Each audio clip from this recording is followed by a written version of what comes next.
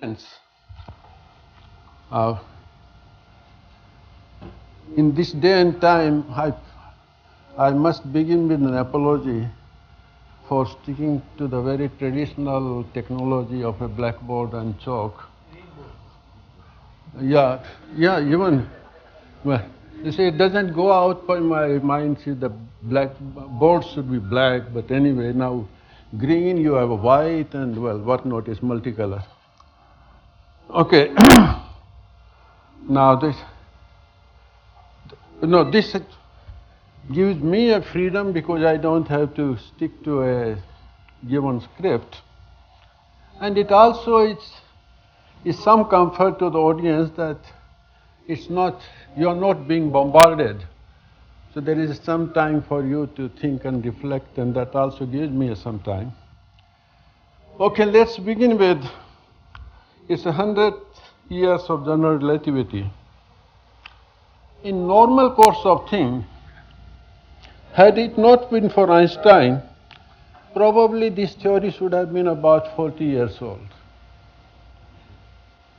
Simply because we don't usually ask for a new theory unless there is a serious conflict with the experiment. In 1915, there was no serious conflict with the Newtonian gravity so far as the observations go, except for a one tiny discrepancy in the orbit of Mercury. And that sort of little discrepancies I think we always live with. So, going by that, experiment or observation when it demanded a new theory, that came in the mid-60s or around 6. So then is first times the discovery of the quasars that it looked like that yes, Newtonian physics cannot explain it. And once you have, so like in the case of special relativity, conflict between an experiment, the theory and experiment had a 25 years before special relativity was discovered. And anything of that sort you have, so if you say even in mid-60s, you first have an evidence of some discrepancy, you should at least give another 10 years, 10, 15 years. And this is precisely the time that my generation of people like Ajit and we started doing work, research. But Einstein totally stole this kind of an opportunity. Not that much could have happened, that apart, but this is the situation. So that is, and I also must say, from that context, general relativity was a theory by all circumstance much before its times. And had it not been for the enthusiasm of Arthur Eddington, presumably it wouldn't have had such a smooth acceptance. And so in this situation, Einstein was really in a very fortuitous case that otherwise you have a theory, if it does not, experiment does not demand it, people forget it, and there are several instances of rediscoveries. Okay, with this little loose talk, let's come to the main course. Now, why I said this, when general relativity to me is a unique example where a theory was entirely driven by consistency of concept or principle. It is a consistency of the relativity principle which led Einstein to general relativity. And so let us pick up the things at the conceptual and the principal plane. Now, and whenever we do this here, so we follow a certain line of argument, and we don't add anything from outside, from our own. And let us see what happens. We all know, so let's begin with our classical mechanics. How is a free state of space and time is characterized? That is, in absence of all forces, what's the character of space and time? And of course, we all know that the space must be homogeneous and isotropic, and time must be homogeneous. Now, this homogeneity, let me give a little creative twist to it. So, since space is homogeneous, if I do this, nobody would object. Whatever it was x, I call it y, and vice versa, because nothing depends on the coordinates, so nothing depends on the position. Space is homogeneous. But at the same time, we also know that time is homogeneous, or which means time also doesn't matter. So if space and time both are homogeneous, then what I do to x and y, I should also be able to do the same thing to x and t.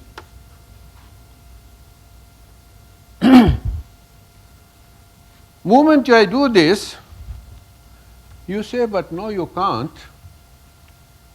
because their dimensions don't match. So I say, true, dimensions don't match. One is second, the other is centimeter. But this homogeneity is a basic general property. If the dimensions don't match, make them match. And to make them match, what you really require? You require a universal velocity. And that is how a universal velocity enters in. So you have an universal velocity. So you have a universally constant velocity, invariant velocity, which first time. So it is first, this is a simple matter of a principle that the homogeneity of space and time demands an existence of universal velocity. Once you have this, then of course x and t cannot remain the same time, so now you have you have a space plus time which gets bound into space-time. So you make a big jump from 3 space and 1 time to a 4-dimensional entity called space-time. And this is what we come about. Now, next question comes is that now this whole thing, I will call this as an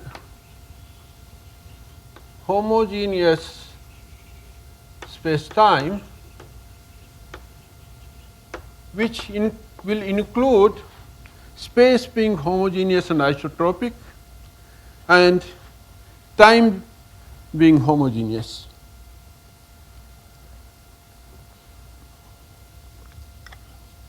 And we said we don't add anything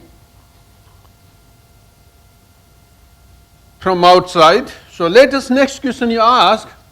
So I have this homogeneous space-time, and you should ask, what's its geometry?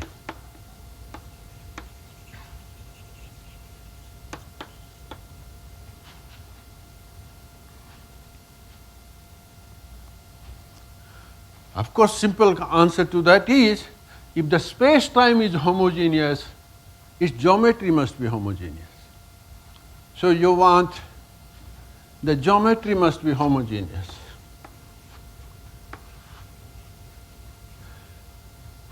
What determines the geometry?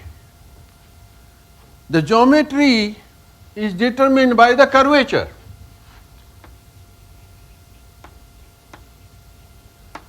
And that is your Riemann tensor. So it is the Riemann tensor which must be homogeneous. All that means to say Riemann tensor must be constant. Constant, how do I define constant? I have to define a derivative. We have known our ordinary derivatives, but that is the good derivative for flat space-time or for the flat geometry. Now, a priori, I don't have a geometry a priori as a flat. So, if the geometry is to be curved, then I should define a proper derivative which is called the covariant derivative. And so, this leads us to that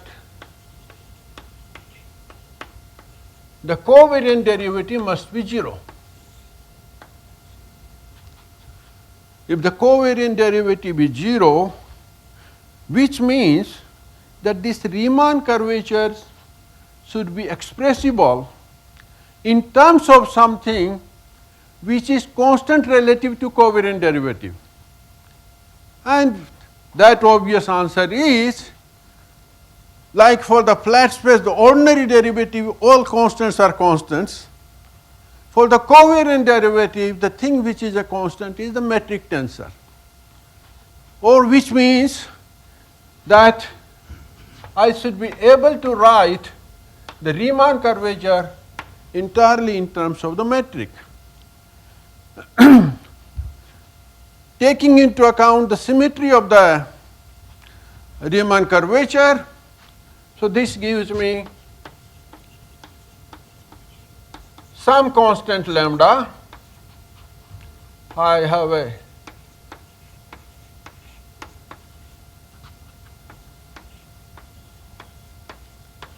this combination is just to keep track of that it has the same symmetry as of the Riemann tensor, that antisymmetry between the first and second and third and fourth, symmetry between the block as a whole.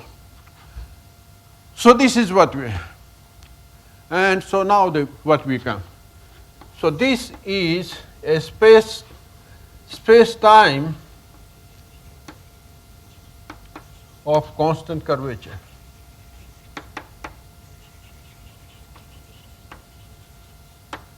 And the lambda is the measure of that curvature. So lambda is a constant, like the velocity of light, which could be positive, equal to, or less than 0.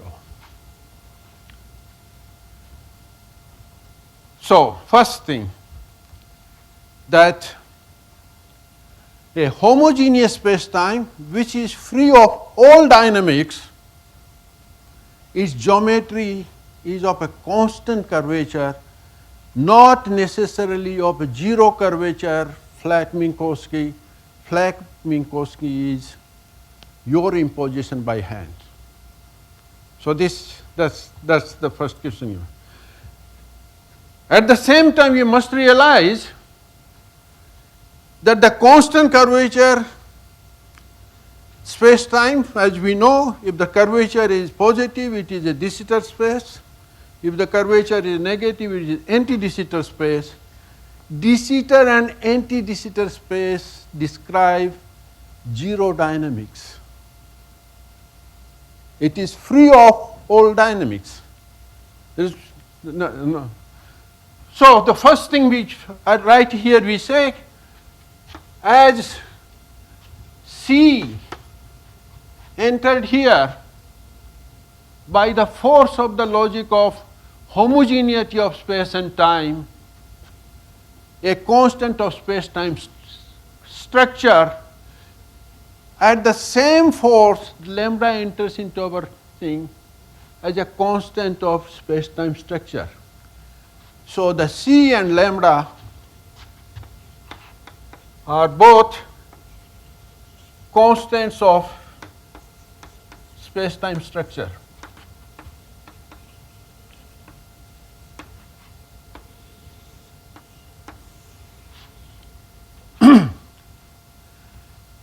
And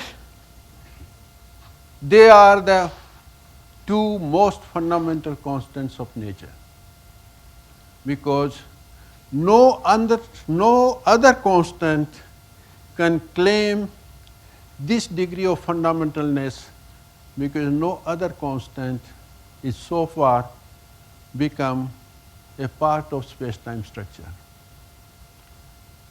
It's true we all would like to have one more constant as a part of space-time structure, which so far we have not been able to, and I will come to this at the end of my talk. Okay, so far we come here. Now next question comes is, we talked about space-time being homogeneous. Let's ask the question, what happens when the space-time is not homogeneous? It is inhomogeneous.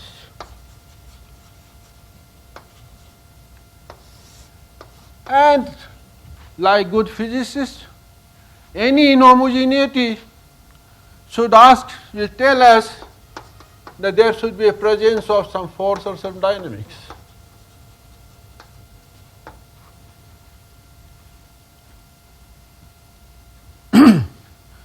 How should this dynamics force should be determined? And we said, only thing at our disposal is the space-time, and that is characterized by the Riemann curvature. So only quantity I have with me is the Riemann curvature. So it is the Riemann curvature that should determine this dynamics. First thing, of course, I know that since the space-time is inhomogeneous, Riemann curvature is no longer constant. So this is not equal to 0 for that. So now, is there anything else I know from this? Is there anything of the Riemann curvature I know, any property from which I can deduce something which could represent the dynamics of the force which is responsible for this inhomogeneity of space-time? And the answer to that is yes. The differential geometry has one general feature called the d square equal to identically 0.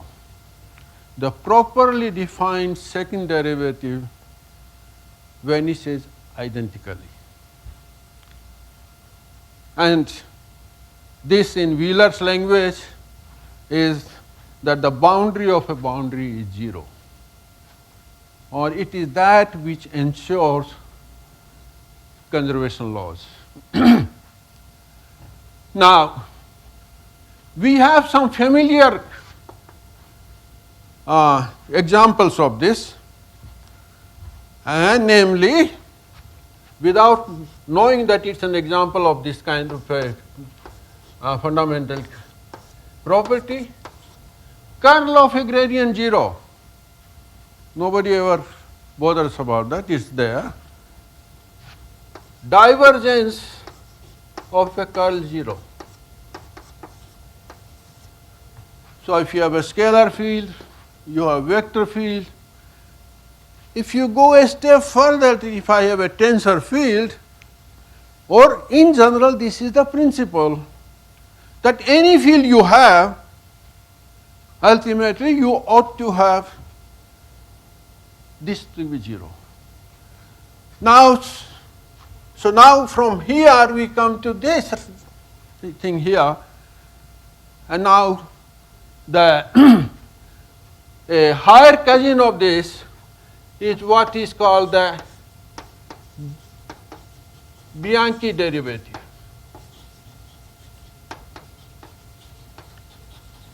That is to say, a covariant, anti-symmetrized covariant derivative is identically zero. So this is your famous Bianchi identities. The Riemann curvature satisfies Bianchi identities. It's a purely geometric property. We have not done anything from our hand. Now, if you have any tensor equation, all what you can do is you can play with it by simply contracting it. So let us take the trace of it. So you trace it by multiplying this combination of the metric. And what does this give you? This gives you something interesting. It gives you a second rank symmetric tensor with vanishing divergence, where this tensor is the Einstein tensor, where your RAB is the contraction of Riemann, and of course R is the contraction of the Ricci.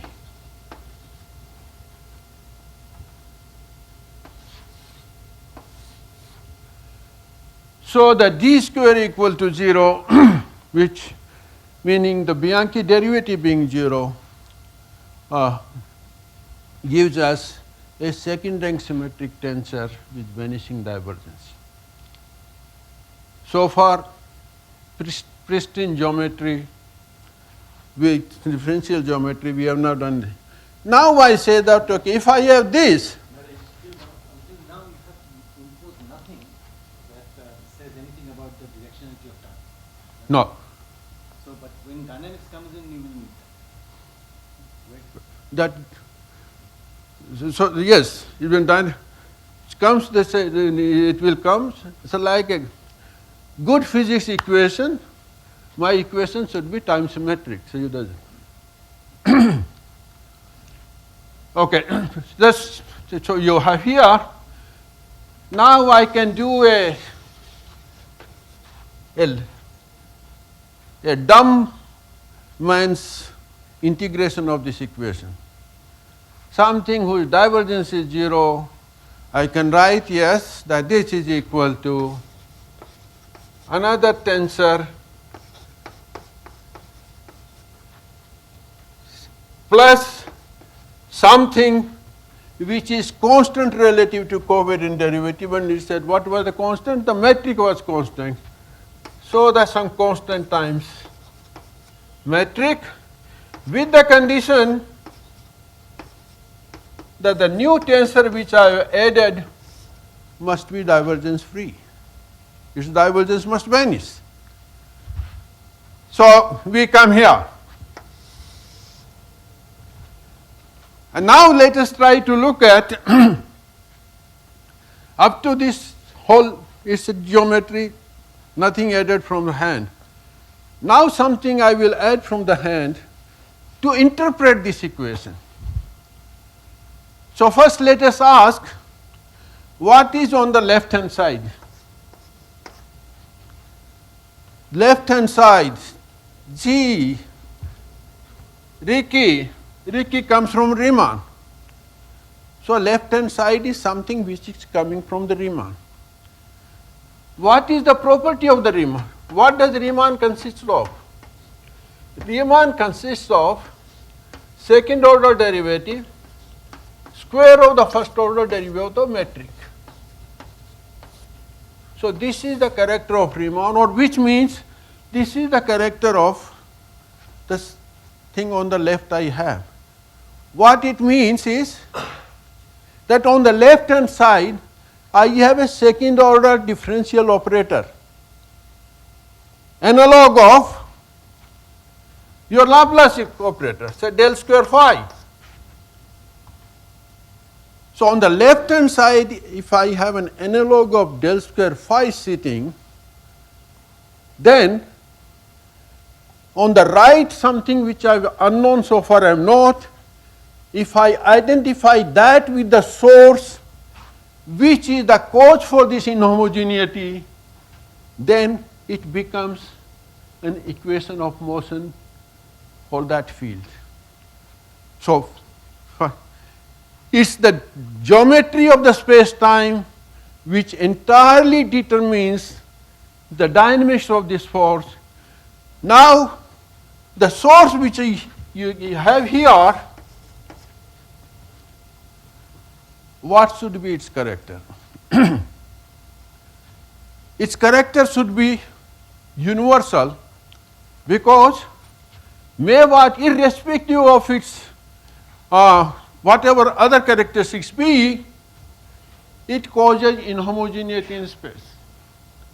So, for example, if it is a charged particle which produces electric field, it causes the inhomogeneity only for the charged particles but not for the other particles. But here it is irrespective of the particular parameter of the particle, it causes the inhomogeneity, or which means the TAB should be something which is a universal character of all particles. Or that is to say, it should be something which is shared by everything which physically exists. And that obviously is energy momentum.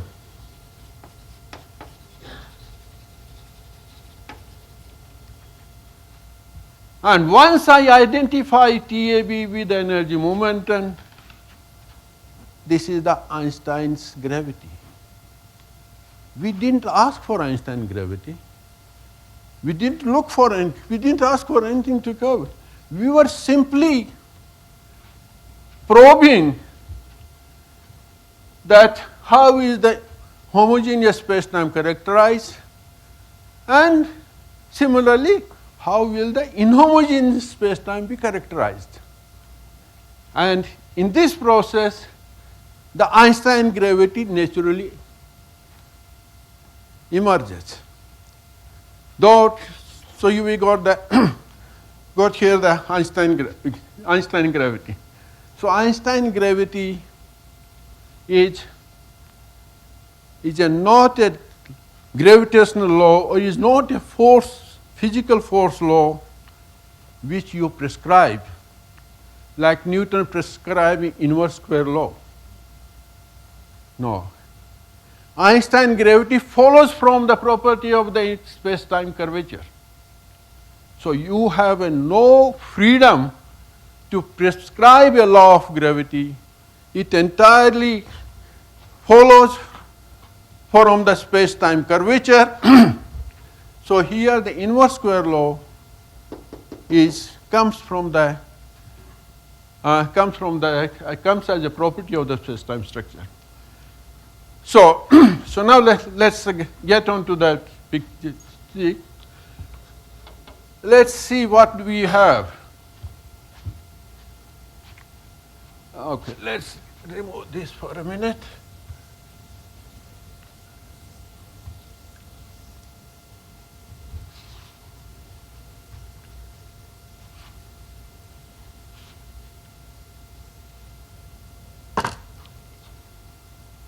What you have is your conventional picture.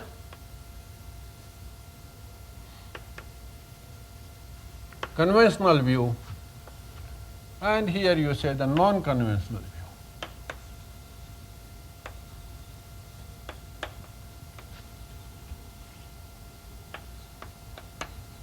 As a matter of fact, you should now see that this terminology is very ironical. It should be the other way around. So, what you have your conventional view? Conventional view, no forces or no gravity. The Riemann curvature is 0, space-time is flat. Presence of gravity or matter, whatever you have, you have Riemann curvature non-zero, and the space is curved. Here, in absence of all forces, space-time is homogeneous.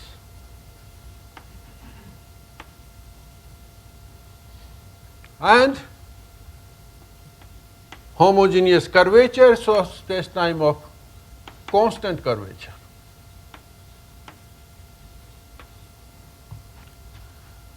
In the presence of matter of gravity, space-time is inhomogeneous.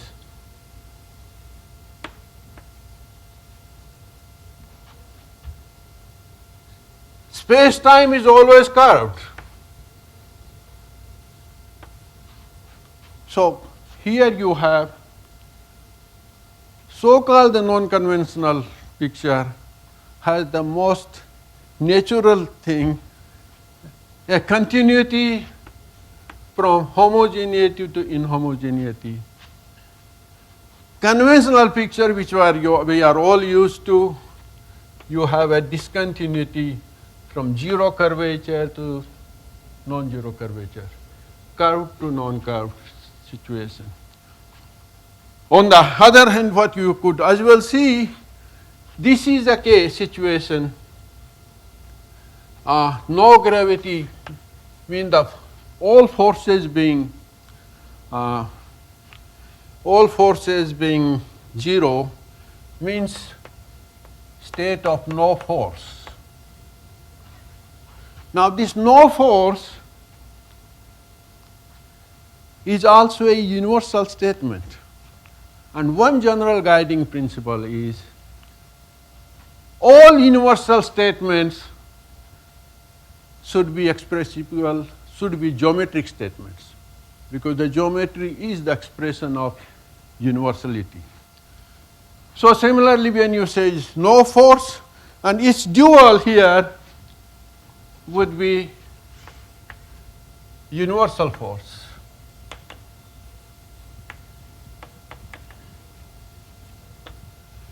This should also be geometric. So both are geometric case. The no force is also geometric, is a curved space with a constant curvature. Presence of universal force is the curved space with non-constant curvature or the inhomogeneous curvature. Now, first thing I would like to see that lambda appears in this line of argument as naturally as the velocity of light. And so it is a fundamental constant of space-time curvature, space-time structure on the same footing as the velocity of light. Even right here, you have that stress tensor and the lambda come on the same footing. So it is not a good physics to treat this universal constant with such impunity that whenever you feel like you could wipe it out. So it's now this case, this whole argument cannot give you the value of these constants. What should be the C, what should be lambda? As a matter of fact, it cannot tell us whether lambda should be positive, 0, or negative. And that's true. Like the velocity of light, C, the space-time structure does not define it, give you. It gets identified with the velocity of light.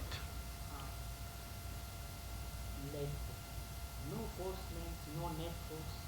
No? No net force. No, first thing, the net business doesn't come because this is all we are talking in vacuum. So there is a, The force at that point. yes, first. Point there could be opposite forces, so it's zero. No. No force of any kind.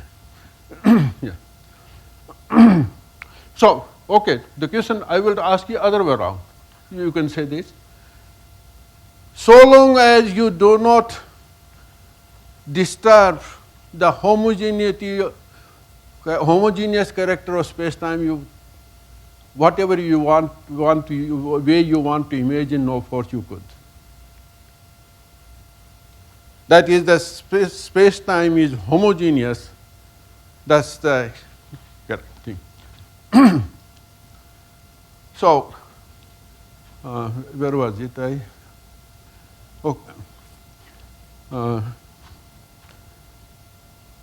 Yes. So C and lambda are the two most fundamental constants. Now, the value of lambda, and of course, a little digression here, the lambda has a very checkered history. Because, so as a matter of yes, the point I would like to ask is, like to make is, had Einstein followed this line of argument, then he would have certainly realized that lambda is a true constant of space-time structure. He did not have to introduce ad hoc to get a static model of the universe. It would have come this.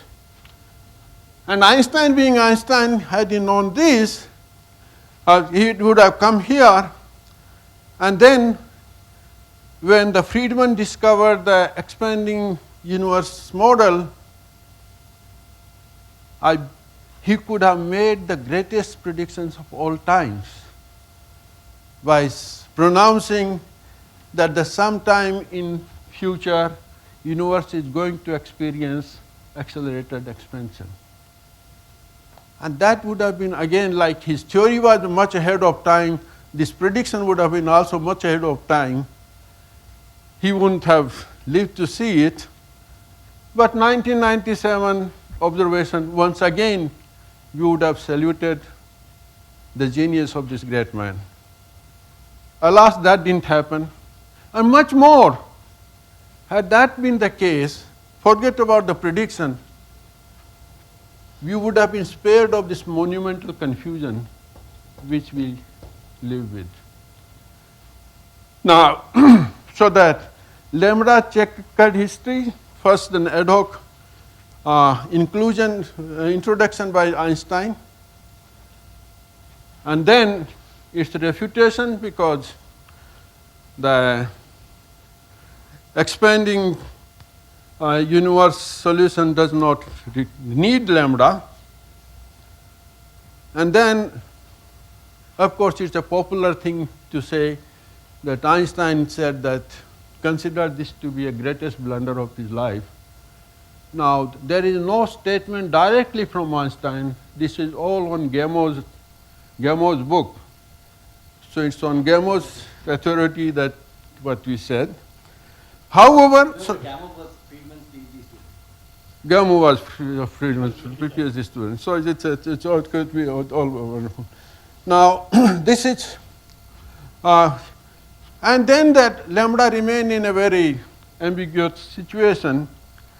It gets again slightly resurrected in 1967 when Zeldovich considers the energy momentum tensor corresponding to a quantum vacuum fluctuations.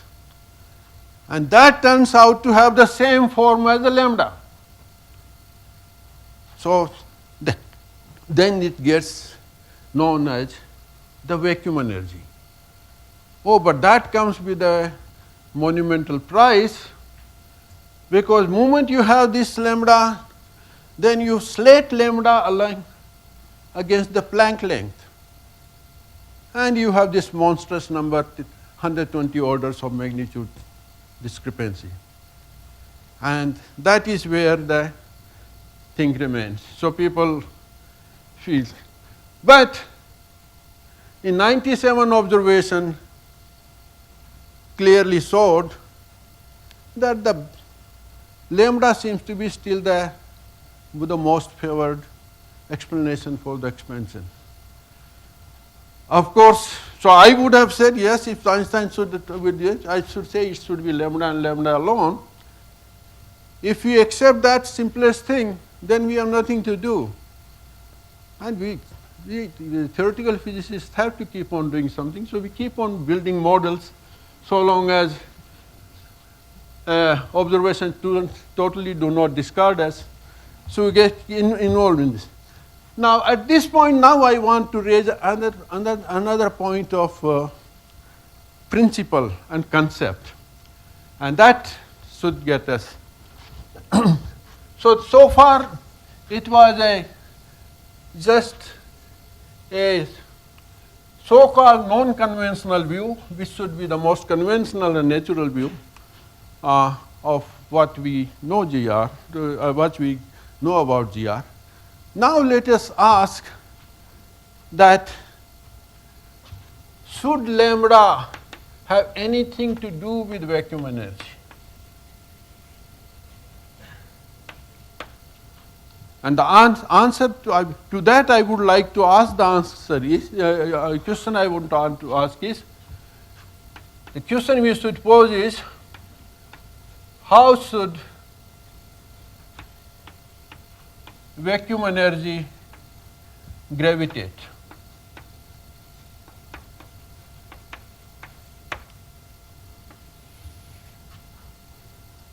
You all will say, well, what do you mean? All matter fields in whatever form, energy in any form, should be here on the right hand side of the Einstein equation. I said no. We know one instance where it is not there. So first thing we should realize, what is the difference between the vacuum energy and the ordinary matter field? And the difference is, the vacuum energy is a secondary creation. It's the matter fields that create vacuum energy. So it's a secondary source of gravity, and hence it should not sit alongside the primary source matter. But more precisely, we say, don't we know any other secondary source whose gravitational interaction we already have included? And the answer to that is yes. Of course, when you come to GR, it is the distinguishing feature of GR from the Newton is that it should include self-interaction, which is the secondary source, that is the gravitational field energy.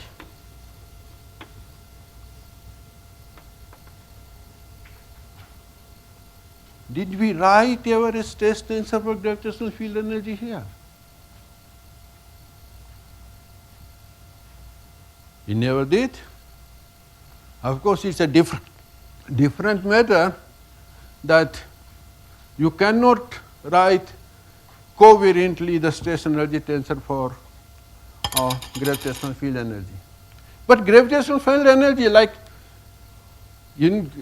gravity is universal, energy in any form has to gravitate. So this must gravitate.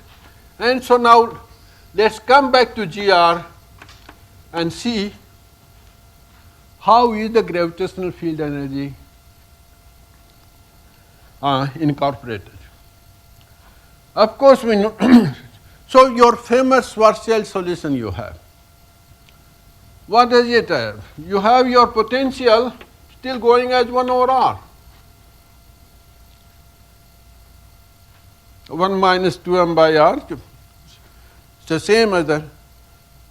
So there is no self-interaction there, because it is a solution of del square phi equal to 0. If you wanted a self-interaction, it should have been del square phi equal to some phi dash square or half phi dash square. But then, how is the self-interaction taken care of? That's the question we should see. Now, a little bit if you want to see is that your RTT actually will go as something like this. So let me say, write del square phi plus or minus, then better some a dash over a, I will just get onto this, a dash over a plus b dash over b, something of this kind, and where a is your GTT and b is as minus 1 over your GRR. That's the thing. So this is just, these are the dt square, a and b are the dr square, dt square and dr square coefficients. So this is what really is the case. And and your RRR is again goes as RTT and plus minus the same factor, similar factor. So now, so if you when you do the solutions, you first find is the RTT 0 and RRA 0, these two together give me a dash over a plus b dash over b to be 0. Once that becomes 0, this is your Laplace equation. This thing goes as 1 over r. So what has happened? On the other hand, let us try to see that if b was 1, so let's write for a minute, a dt square minus b dr square minus r square d omega square you have. Now if you say, so these two together simply demanded a and b must be inverse of each other, a b equal to 1. But if for a minute, if b was 1, that is the space is flat, I have only time, and with this alone, a as 1 plus 2 phi, I can incorporate the Newtonian gravity in GR, in this thing. If b was 1, then if you look at this equation, this is not there, then this would have become something like del square phi going as phi dash square. And that is where the self-interaction is coming. So what has beautifully happened?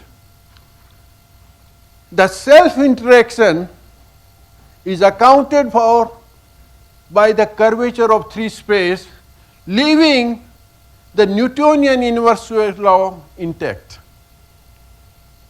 So the point from this it comes is the secondary source like the self-interaction must gravitate, but not through a stress tensor to modify your force law, but it must gravitate by enlarging the frame part from the flat space, flat 3 space to curved 3 space.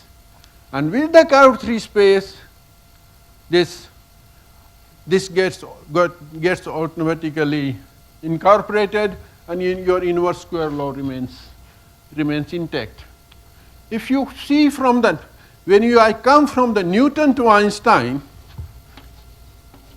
and this is to say why GR is considered as such a beautiful theory, is this. Newton to Einstein, I have 2 new factors. One, in your popular language, light must bend. As a matter of fact, poor light never bends, it's the space that bends. But anyway, we are used to some wrong terminology. Second is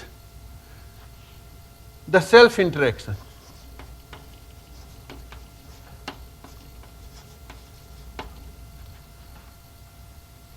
Now, the only way light can bend is if the space is curved, because the light cannot change its motion, cannot change its velocity. Only way the light is, the gravity must. And who bends that space? Self-interaction bends the three space, and that is what precisely is required for light to feel gravity. So that two new things of the Einstein gravity, they take care of each other. That the self-interaction bends the space, and that is precisely required for light to feel gravity. And that is why the Newtonian inverse square law remains intact. So now only what we have. So that's why I say Einstein is Newton with space curve. So that's the picture you have. So similarly, now back to your vacuum energy. Where was it? Yeah. So the lesson we get from here is the vacuum energy must also gravitate in the similar manner. It's a different story that you are able to write covariantly a stress tensor for this, though respect with Minkowski space, not the curved space. But in principle, it is on the same footing as the self-interact gravitational field energy, and it must gravitate only in the similar manner by enlarging the framework. Now you might ask, how do we enlarge a framework? Now that's the question is, if in 1912, if you asked me this question, how should the framework be enlarged to take care of the self-interaction? It would be impossible for one to guess what it could be. But today, after 100 years of general relativity, I know that the self-interaction required the framework enlargement in terms of the curvature of the space. And so as a matter of fact, on the other way you could say, you require a space curve for the light to feel gravity, or the space and time already you are bound together through the velocity of light. So curving the space means curving the space-time. Moment you curve the space-time, this thing gets automatically taken care of. And that is precisely the reason that we have not so far explicitly, no textbook brings this point explicitly how the self-interaction is taken care of. Now, if that is the case, if I want to follow the same thing for the vacuum energy is it's a quantum creature. So unless I have a quantum gravity, I will not know how the framework should be enlarged.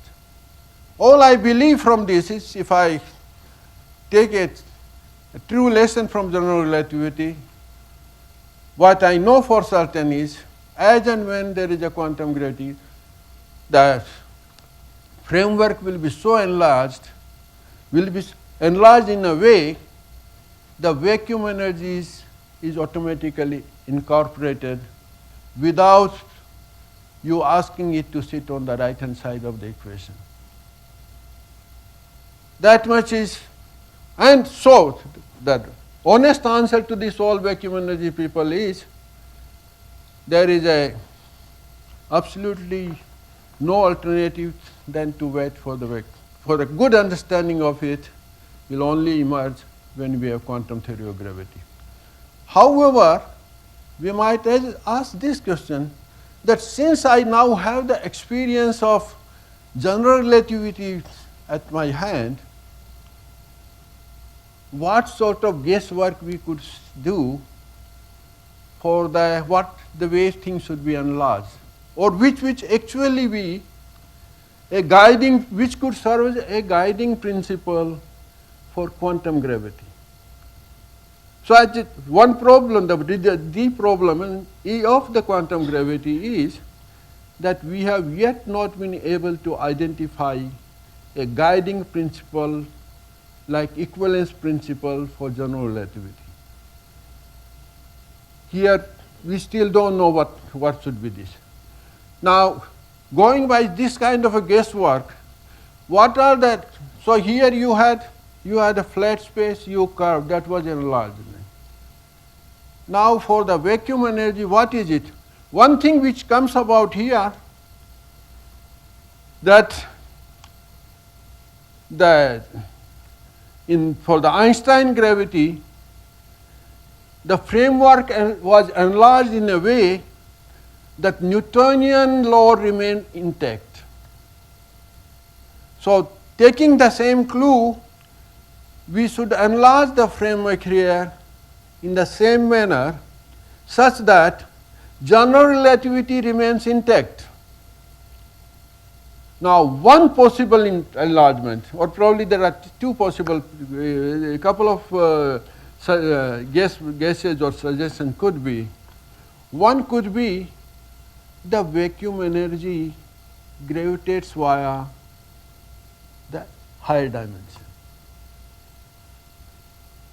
So it gravitates by a higher dimension, keeps the general relativity intact, and it should have its effect back on this in the similar fashion like in the Newtonian, the Einstein's gravity's effect on Newtonian inverse square law was making the orbits precise instead of the orbits being closed ellipses, the precessing ellipses.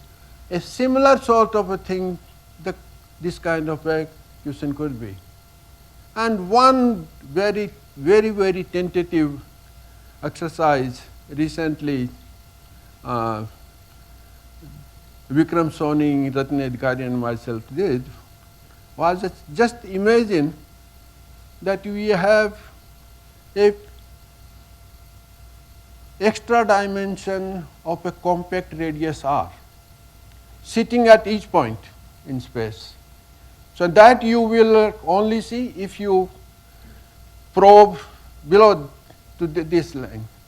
And then you ask the question, now simply the 0 point energy of this, due to this compactness, it will have an energy as 1 over r of the radius that will in my 3 space appear as energy density of in the radius of volume r as 1 over r4. And now you ask that if this 1 over r4 thing, if I make it match with the observed value of lambda, what sort of a limit this radius have? And it turns out that the radius limit is of sub-millimeter scale. And that is exactly at the level at which the today's experiments are. That experiments are just on the borderline this. So this could be a one possible. Another possible way of enlargement of framework could be that your space may not be commutative. It may be non-commutative. And the last statement I should make, and which said that anything universal, all universal things should be have to synthesize, they ought to be related. It's like space and time, you are universal entities. For them to be related, you need a velocity of light. You bring this. Gravitational force is universal. That also becomes a part of the space-time geometry. You have this. Now similarly, the quantum principle is a universal principle. It's applicable to everything. Now, but we have not yet been able to synthesize quantum principle with the space-time structure. So long as I cannot deduce the quantum principle as a property of the space-time, quantum theory remains incomplete. And the day I do this, that will also give me a theory of quantum gravity or theory of quantum space-time. Thank you.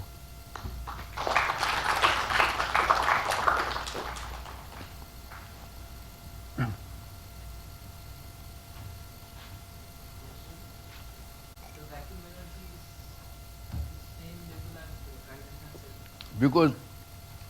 Because both are secondary sources, they don't have an independent existence of their own. Why is it so? Unless you have a field, you don't have a vacuum energy. Right. So, It's a field that creates the vacuum energy. but then the T mu nu itself is becomes Huh? secondary. Huh? The T mu nu, Huh. momentum tensor, Yes. itself becomes secondary. No, T mu nu is the matter field.